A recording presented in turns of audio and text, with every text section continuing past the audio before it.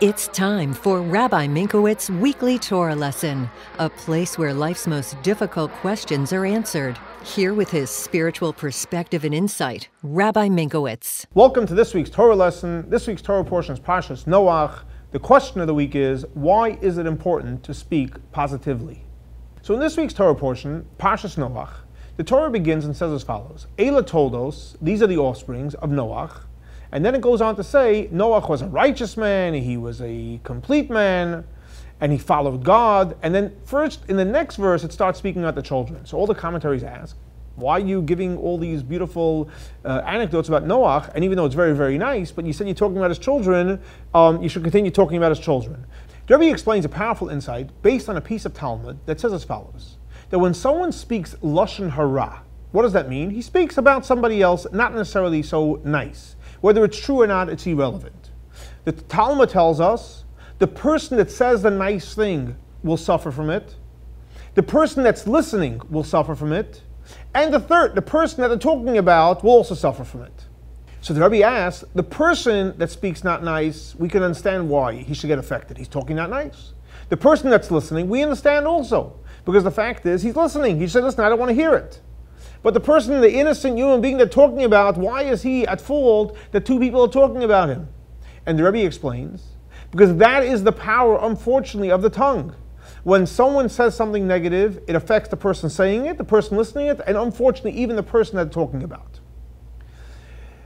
However, we know that the power of good is always greater than the power of negativity.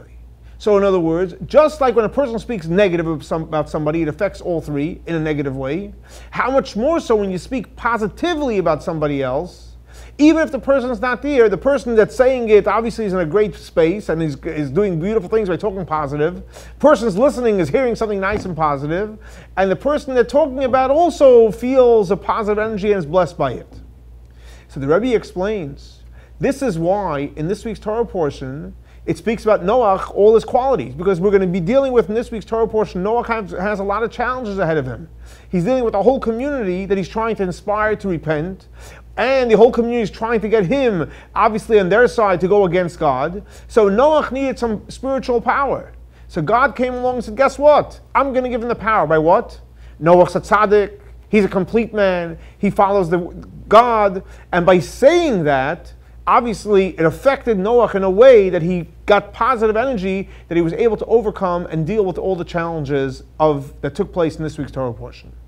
So to answer the question, why should you speak positively? Because when you speak positively, you're in a great space, the person that you're talking to is in a great space, and it also affects the person you're talking about in a beautiful way.